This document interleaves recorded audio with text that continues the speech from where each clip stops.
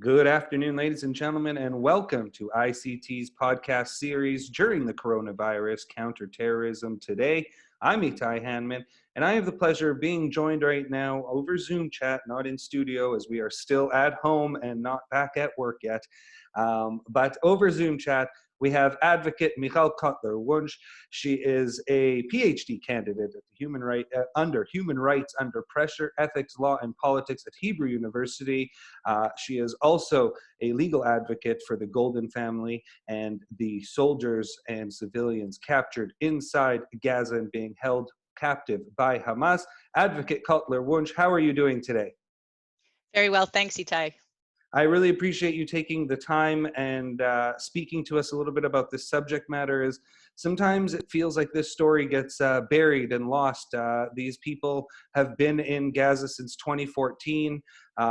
We have two soldiers that are deceased and being held captive by Hamas, wanting prisoners that are in Israeli prisons in exchange for their bodies, sadly, not live soldiers, but for their bodies, and so that they could come home and be put to rest and let their families grieve properly and normally. Maybe you can give us a little bit of background on the story itself, what happened in 2014, and sort of how did we get to 2020 now? So thanks for the opportunity to raise this very important issue, which you're right, there isn't enough of an awareness to. And I'd like to think that if there was more awareness, there'd be much more public outcry. As you mentioned, about 6 years ago, on August 1st of 2014, Hadar Golden was actually killed and abducted into a Hamas terror tunnel in the midst of, and this is very important, an international humanitarian ceasefire brokered by the United States and by the United Nations, supported by the European Union. It's especially significant because, as you know, an international humanitarian ceasefire with that kind of, I'd say, support would merit an understanding that all those involved in the process of brokering such ceasefire would also be held to account if it was, and it has been, violated so grotesquely. And so we are actually in a standing violation of international law, as we understand it, of an international humanitarian ceasefire for nearly 6 years. And rather than a public outcry, there's a real silence. I'd have to say that on behalf of the international community, we visited the UN, and we visited multiple countries and their representatives around the world. And when we are there, we garner the support and an unequivocal demand for the return of the deceased soldiers, Hadar Golden and Oron Shaul. Oron was actually killed and taken during a separate incident, but he as well was taken at the time of a humanitarian ceasefire by Hamas, and they continue to hold both deceased soldiers in violation of international humanitarian law and in violation of the humanitarian ceasefire I was referring to, and in violation of basic morality, and I would say also religious dicta from all religions, Judaism, Islam, and Christianity, to bring fallen soldiers or any human being to burial.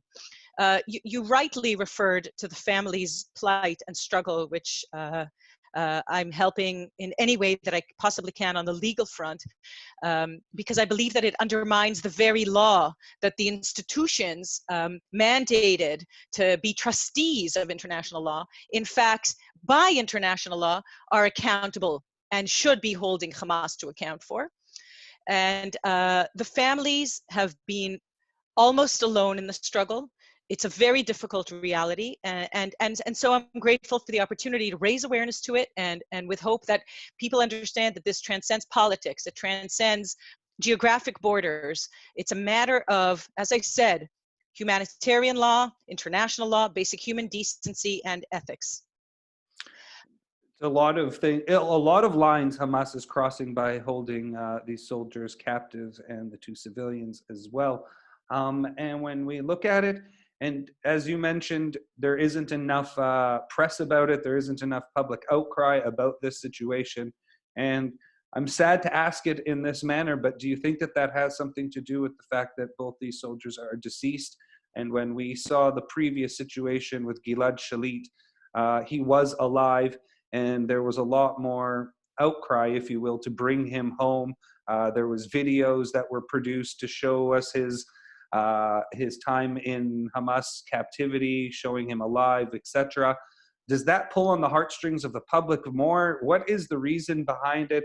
I feel bad asking such a question, but the dots need to be connected. We need to figure out what made the Gilad Shalit situation so much more special than the Golden situation, when in reality it's just another Israeli soldier that has been captive, held captive by Hamas. It doesn't matter at the end of the day, deceased or not, we need to bring them home.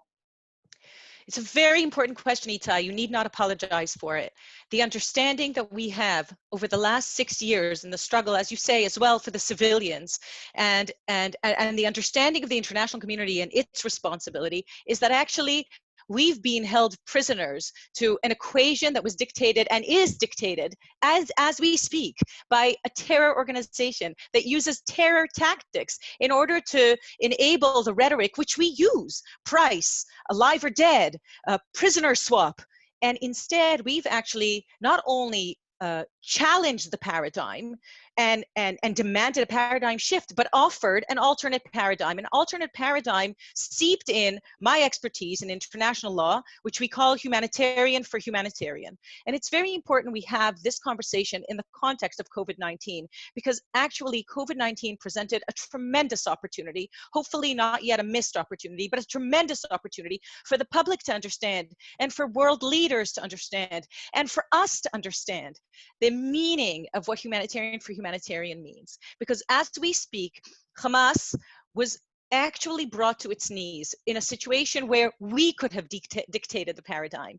And the state of Israel, but also the international community that very, very valiantly rose to the task of humanitarian aid, whether it be in the form of testing or just basic medical information that's needed.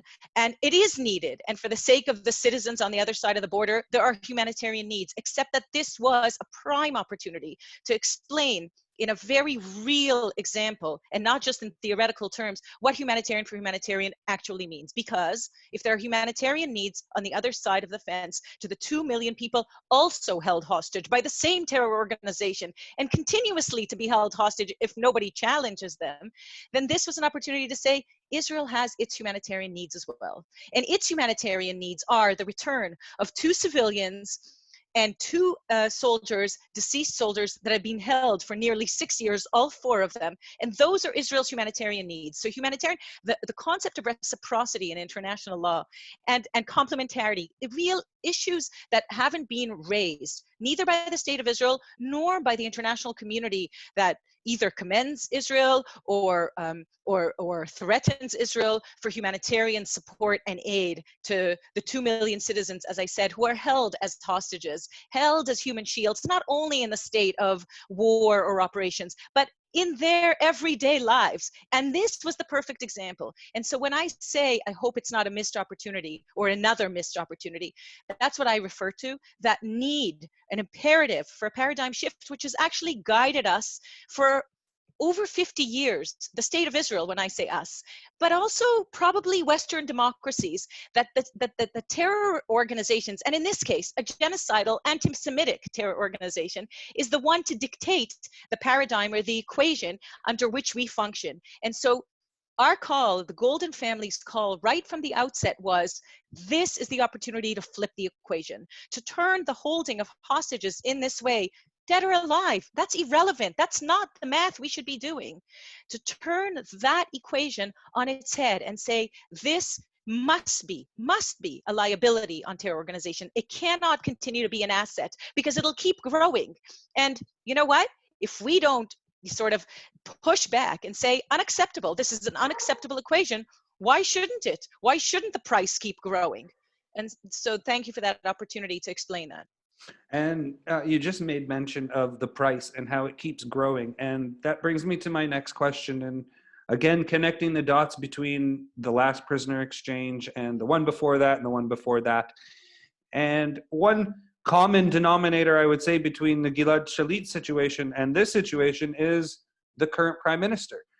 Prime Minister Netanyahu was the prime minister during the Gilad Shalit saga. He was the one that negotiated at the end of the day and was able to bring Gilad Shalit home. He is the prime minister that conducted the war in 2014 in Gaza as the head of the Israeli government. And then now we see he is still the prime minister and advocating and negotiations for the Golden family and the other soldiers and civilians to come home. That's one common denominator. Another one we're seeing is that during the last round of these types of negotiations with the Gilad Shalit situation, the public, there was quite an outcry against the amount of Hamas prisoners that were released in exchange for Gilad Shalit. That seems to be a touchy issue here in Israel, as it sets off protests, it sets off groups that are against releasing certain prisoners in exchange for our soldiers back.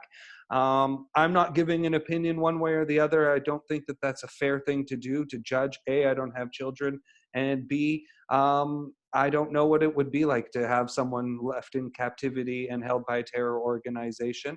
I also am not the government that's responsible for the security of its citizens. So I don't think my opinion is very relevant. What I do think, though, is that as the public has poured out that they were against that. And we heard Netanyahu back in the release of Gilad Shalit say that this is almost the last time. They're never going to give up that kind of amount of prisoners again. Has that had any bearing, in your opinion, on these negotiations to release these soldiers? Itai, you're only strengthening the point. That is the old paradigm. That is the paradigm that we're working so hard to challenge. Everything you've just said falls into the equation that we've accepted, as I said, dictated by a terror organization, genocidal, anti-Semitic terror organization that says, these are our conditions, this is the price. Even listen to our rhetoric. The price of a human life, is it 1,200 terrorists? Do they have blood on their hands?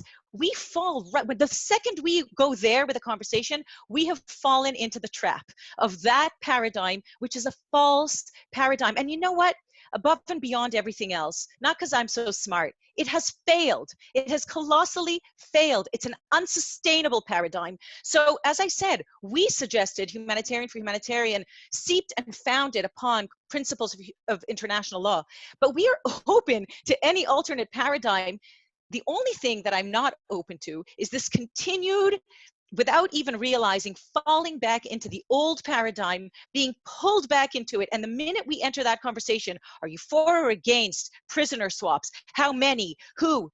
That is the old paradigm. We need to shake it off. We must challenge it, because the state of Israel is not only challenged, and we call this the case and cause, because it doesn't only relate to the golden case and cause. And as I said, of course, Oron Shaul and the two civilians, Avera Mengistu and Isham Sayed.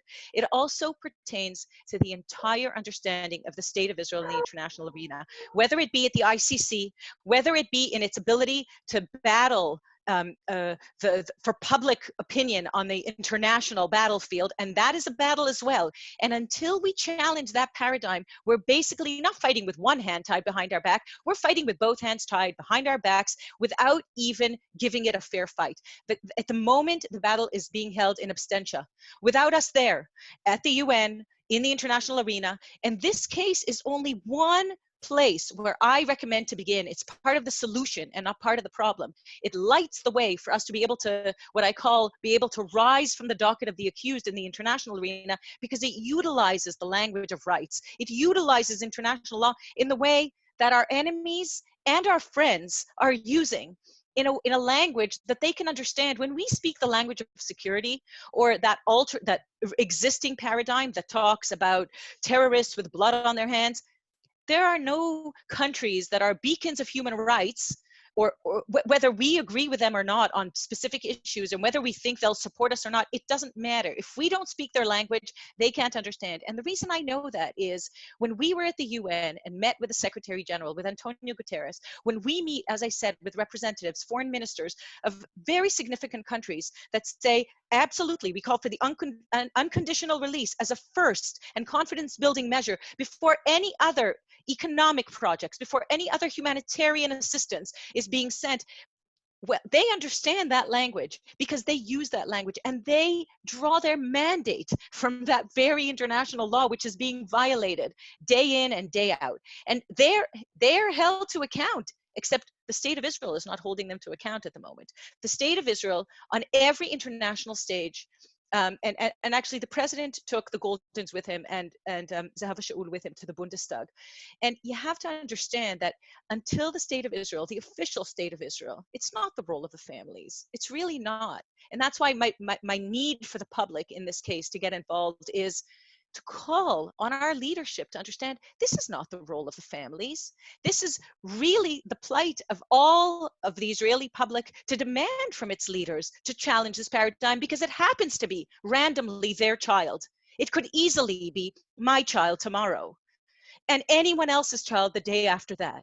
And by the way, the intersectional representation, when you think of who is being held by Hamas at the moment, 2 deceased soldiers and 2 civilians, one of Bedouin descent and one from Ethiopian descent, and 2 soldiers that are being held from very different parts of Israeli society. This is the plight of the entire Israeli public and all of our leadership to say, enough is enough. We will not be held to an equation dictated by a terror organization. We expect you to challenge that paradigm. We expect you to utilize all the tools available. I can suggest the ones available by international law standards, or as I call it, humanitarian for humanitarian, predicated on those concepts of international law. There may be other equations, but this, I have to say that the Golden family understood this from the immediate first moment of what the situation that they were going to be living through. And they decided, actually completely rationally, that they weren't just fighting for the return of their son and the right to grieve and to have a grave to visit. This last Yom Zikaron, Memorial Day, many families understood what it's like not to be able to have a grave to visit, to mourn. That's there every day. I really, it's very important that people understand that. They have an empty grave site, but they understood not that. They understood the responsibility that they have to enable the state of Israel to rise from this, as I said, this misconception, to challenge, to flip this equation, and to create an alternate paradigm that can guide us forward into a much more sustainable future in regard to this issue and many others that I refer to. So how does Israel go about shifting that paradigm in a sense of 2 things? One, the public of Israel being on board and supporting and making the noise that you were referring to. And B, and I think it's the harder of the 2 to accomplish, is what leverage, what do you do to convince Hamas that this just isn't going to happen anymore? You're not receiving 1,000 prisoners for 1 soldier. We're not playing the price game, the blood on their hands game. It's humanitarian, as you mentioned. But right now, that's a losing situation for Hamas. They have won very well and have enjoyed the fruits of kidnapping Israelis in return for thousands of their own people and their own terrorists. So why would they switch tactics now? Why would they agree to it, especially when they know that whatever, it's another 6 years we'll hold these bodies, we'll hold them for another 12 years. It doesn't really make a difference to them personally being an anti-Semitic genocidal terrorist organization. These things don't really have bearing on them. So how do you change? What leverage do you have to shift the thinking of Hamas that, yeah, okay, we have to negotiate on a different level now? Okay, so with regard to the Israeli public, I want to say that there's, it takes time because, first of all, we're a nation in PTSD with the old equation. It's a terrifying equation. And, you know, it's amazing about human nature. We get used to the worst situations. We just become accustomed to them. And change is very hard. Ultimately, when you ask someone to change, even if it's a difficult situation, to make the change necessary, it's very difficult. Better the devil you know than the devil you don't know is not just a saying. It's based on human nature. But we have made significant headways, and I know that because we've enlisted entire publics. Actually, every Friday we stand on the Gazan border for 100. Last Friday was the 108th week, and I know that the amount of support is growing. That's the bottom up. The bottom up is actually that the news may come to the leadership from the people. It may very well, as in many other things, because actually when we stand on the Gazan border, who stands there with us are civilians of all kinds, transcending political, religious affiliation. You can't imagine the vast array of individuals that show up on those Fridays, but the reason they all show up is they all live on the Gazan border. And they understand that without the challenge of this paradigm, it's about them. It's their everyday life. They know there's no quiet. We use the word quiet. We want quiet. They haven't had quiet. They're incendiary balloons. They're, if it's not rockets flying overhead, then there's other techniques. They understand full well that without the challenge of this paradigm, they have no quiet promised to them, and they're not looking for quiet. They're looking for a quality of life that enables the state of Israel to declare its sovereignty, another concept of international law. And sovereignty is not just saying this is our border. Sovereignty is responding to every balloon and every kite as if, and it is, a rocket, as if, and it can kill. That's the first part. That's about the public.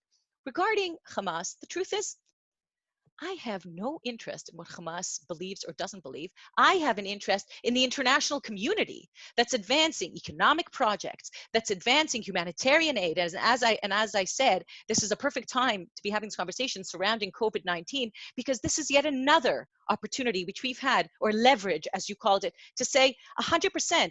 But those countries, those representatives, and reportedly there were some international representatives involved in whatever negotiations were going on, they're accountable to international law, and they must hold to account all those in violation of the international law by which they're mandated to do what they're doing.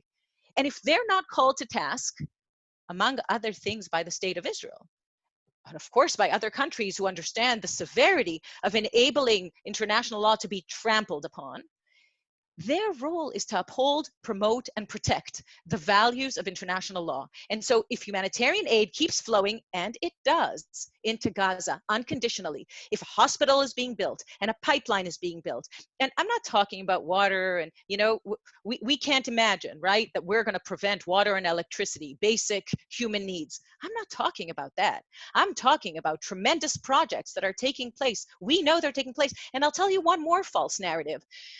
Even if we were to accept that there are going to have to be releases and the state of Israel doesn't release terrorists, we know there have been at least 200, it's wrong, it's fake news, 200 Hamas terrorists have been released since we began our struggle. So even that is not true, meaning there is no accountability, there is no transparency, and the state of Israel has an official role here. The top-down piece, it's still missing. Because if I go to the UN with the Golden Family, and we meet Antonio Guterres, but then the state of Israel, neither in its official capacities internally, nor in its official capacities internationally, don't do everything in their power to reiterate, to use Resolution 2474 that was passed by the UN, that speaks completely about our case and cause, that relates to the need for a first and confidence building measure to take place before any other economic or any other kind of projects. I'm not even talking about peace, any kind of prosperity projects as a condition must uphold first and foremost international law. And a violation of international law can't just, continue to exist without an outcry, a public outcry from the international community. And that's why, as I said, international law is what I know to be a powerful tool, and lack of using it is the pity, right? Humanitarian law was enacted, we know when, on the ashes of World War II, on the ashes of the Holocaust. We understand the purpose. And I'll say one more thing in this regard. There is another opportunity here for the international community, and that is to understand that the laws of war, and they do exist because we acknowledge, and international law acknowledge, that situations of war also need some sort of parameters to regulate them. But the laws of war were intended to organize some sort of a, as crazy as it is, legal infrastructure for two law-abiding states, not for a law-abiding state and a genocidal terror organization that has no value for the law, that cynically and intentionally abuses and undermines the law. And so long as we enable the reality that enables Hamas in this case to hold the stick at both ends, and we enable that cynicism and even that hypocrisy, I would say, and I mean the international community, I mean the state of Israel as part of the family of nations, then we need not wonder why there's no pushback on all kinds of regimes, tyrant and terror regimes that are not held to account. There is a larger picture here beyond Israel's needs in this particular case, and beyond Israel needs generally. Okay, well, no, that's a very interesting way to look at it. Is we have to shift the mindset of Hamas in some capacity. And as I was saying, I was looking into what are the potential pressure points that you can apply to Hamas, and it seems that the international community does have some leverage, some pressure points that they could press to have Hamas change course. You've taken quite a bit of time out of your day to be with us here today, so I really appreciate that. And before we let you go, just one final question. Uh, Maybe our audience would have a better understanding if they knew sort of where we stood currently in the situation. Where does the government of Israel stand vis-a-vis negotiations with Hamas through mediators or direct, indirect, whatever it may be, to get their people back? So as you know, it's indirect, and as you know, there's no direct negotiation, so to speak. Um, I would say that at this point, the families know exactly what's been communicated using media channels. They know no more and no less. And I would say that for the public to know, it's really important that our political leadership is accountable to us at the end of the day.